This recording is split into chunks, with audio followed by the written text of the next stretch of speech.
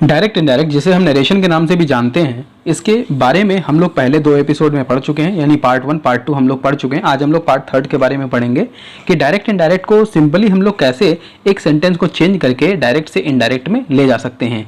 तो उसी के बारे में कुछ रूल्स, कुछ तरीके आप आज जानेंगे। तो चलिए शुरू करते हैं।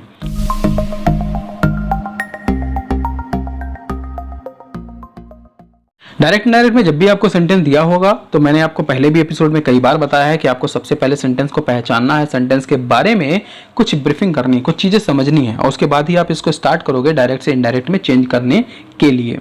तो आपको सबसे पहले चीज़ जो पहचाननी है वो ये कि इन्वर्टेड कॉमा के अंदर दिया गया जो सेंटेंस है उसका टाइप पहचानेंगे। टाइप में सबसे पहले आपको ये पहचानना है क्या ये सेंटेंस असर्टिव है, क्या ये सेंटेंस इंटरोगेटिव है, इंपेरेटिव है, ऑप्टेटिव है या एक्सक्लेमेटरी है। इन 5 में से आपको एक टाइप कोई भी पहचानना है। तो आप जो टाइप पहचानोगे रूल्स भी उसी के अकॉर्डिंग होंगे, इसीलिए आपको ये टाइप पहचानना होगा। तो यहाँ पर देखिए जो सेंटेंस दिया हुआ है वो एक असर्टिव का सेंटेंस है, और असर्टिव का सेंटेंस होने के नाते यहाँ पर जो चेंजेस होंगे वो असर्टिव वाले रूल्स ही अप्लाई होंगे। अब रूल्स क्या होते हैं वो भी ध्यान से सुनते चलिएगा साथ साथ। सेंटेंस में सबसे पहले जब हमने इन्वर्टेड कॉमा के अंदर दिए गए सेंटेंस का टाइप पहचान लिया, तो जो बाहर रिपोर्टिंग वर्ब मौजूद है उसका हमें टेंस भी पहचानना है। ध्यान दीजिएगा, मैंने टेंस बोला है, सेंटेंस नहीं। तो आप जो बाहर रिपोर्टिंग वर्ब दिया है इसका टेंस पहचाने। टेंस मतलब पास्ट में दिया है, ये प्रेजेंट में दिया है या फिर फ्यूचर में दिया है, क्योंकि इस बात से भी आने वाला सेंटेंस जो भी है, बाद वाला जो भी डिपेंडिंग सेंटेंस है उस पर ये इसका फर्क पड़ता है, इसलिए आपको ये बात पहचाननी होगी। तो यहाँ पर जो सेंटेंस है रिपोर्टिंग वर्ब में वो एक पास्ट का टेंस दिया हुआ है, और जो इन्वर्टेड कॉमा के अंदर दिया हुआ है वो एक सिंपल यानी असर्टिव का सेंटेंस है। तो इस तरह से होने की वजह से अब देखिए चेंजेस हम करना शुरू करेंगे। इस वजह से जो सेंटेंस यहाँ पर असर्टिव है इसकी वजह से सैड को सैड रहने देंगे। अगर सैड के बाद टू दिया होता तो हम उसे टोल्ड कर देते। तो शी सेड, इस तरह से हो जाएगा सेंटेंस। इन्वर्टेड कॉमा और कॉमा हटाकर उसकी जगह हम लोग दैट का यूज करेंगे। दैट का यूज भी हम तभी करते हैं जब हमें इन्वर्टेड कॉमा के अंदर दिया गया सेंटेंस एक असर्टिव यानी सिंपल सेंटेंस मिलता है।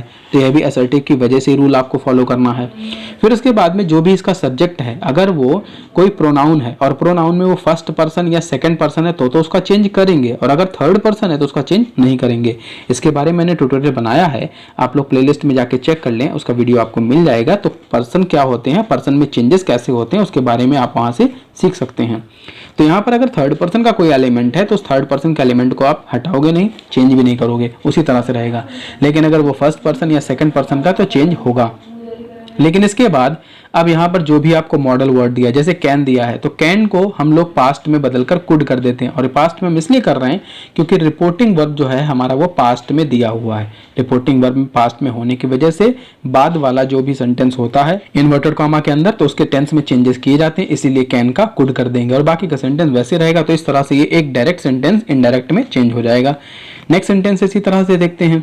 सेंटेंस में फिर वही चीज हमें करनी है कि पहले इन्वर्टेड कॉमा के अंदर दिया गया सेंटेंस का टाइप पहचानना, और टाइप यहाँ पर जो दिया हुआ है वो एक असर्टिव सेंटेंस का है। बाहर जो टेंस मौजूद है वो एक पास्ट का टेंस मौजूद है। तो दोनों बातें पहचानने के बाद हम सेंटेंस में चेंजेस करना शुरू करेंगे। तो माई फादर वैसे लिखा रहेगा, सेड को भी सेड लिखा रहने देंगे क्योंकि इसके बाद टू नहीं लगा हुआ है। इन्वर्टेड कॉमा हटाकर हम इसकी जगह दैट लगा रहे हैं। सोहन एक नाम है यानी कि ये एक प्रॉपर नाउन है, तो प्रॉपर नाउन में कोई चेंजेस हमें नहीं करना होता। अगर ये प्रोनाउन होता तो हम चेंज करते। तो जो नाम दिया होगा कोई अगर, तो वो नाम वैसे के वैसे रहने देना है। तो यहाँ पर ये वैसे ही रहेगा।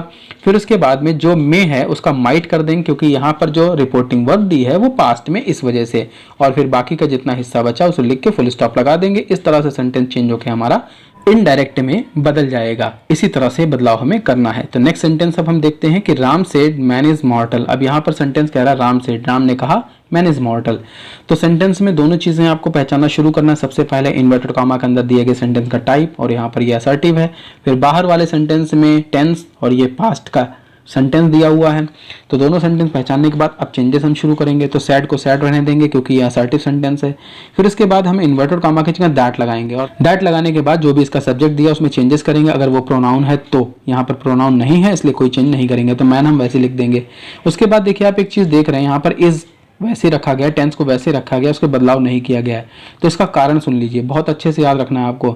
जब भी आपको इन्वर्टेड कॉमा के अंदर कोई ऐसा सेंटेंस दिया हो जो यूनिवर्सल ट्रुथ हो, सार्वभौमिक सत्य यानी जिसे बदला नहीं जा सकता, वैसा कोई सेंटेंस दिया हो तो उसे टेंस में हम नहीं बदल सकते हैं। मैन इज मॉर्टल का मतलब होता है आदमी जो है नश्वर है, यानी खत्म हो सकता है, उसकी मृत्यु हो सकती है। यह बात सत्य है, इसीलिए इसको बदला नहीं जा सकता है और इसीलिए इसका टेंस भी हम नहीं बदलेंगे। तो यह बात आपको ध्यान रखनी है, उसी के अकॉर्डिंग आप इसमें रूल में चेंजेस करेंगे। तो इसी तरह से डायरेक्ट से इनडायरेक्ट सेंटेंस हम बना सकते हैं। नेक्स्ट सेंटेंस देखते हैं, लिखा हुआ द टीचर से, टीचर ने कहा the sun rises in the east. यह भी देखिए एक यूनिवर्सल ट्रुथ सेंटेंस है, इसीलिए इसमें कोई चेंजेस नहीं होगा। तो बड़ा सिंपल सा है कि जो इन्वर्टेड कॉमा है उसकी जगह हम लोग दैट का यूज करेंगे, बाकी देखिए कोई चेंजेस नहीं हो रहा। द टीचर सेड दैट, और दैट के बाद बाकी सेंटेंस भी वैसे के वैसे इस तरह से सेंटेंस इनडायरेक्ट में बन जाएगा। नेक्स्ट सेंटेंस देखते हैं। नेक्स्ट सेंटेंस इस तरह कुछ दिया हुआ है कि she said union is strength. अब एकता में शक्ति होती है। देखिए यह बात भी ऐसी है जिसमें हम लोग ये नहीं कह सकते कि झुठला दें, यानी जो मोरल बातें होती हैं उनमें भी अगर सच्चाई है, सच बातें जो होती हैं, यूनिवर्सल ट्रूथ जिसे हम बार बार कह रहे हैं, तो ऐसे चीज़ों का टेंस हमें नहीं बदलना है, यही चीज़ हमें यहाँ ध्यान रखनी है। तो सेंटेंस में शी सैड होगा, बाकी इन्वर्टेड कॉमा के जगह पर हम दैट का यूज करेंगे, लेकिन बाकी के सेंटेंस में कोई चेंजेस नहीं होगा, वैसे के वैसे वो लिख जाएगा।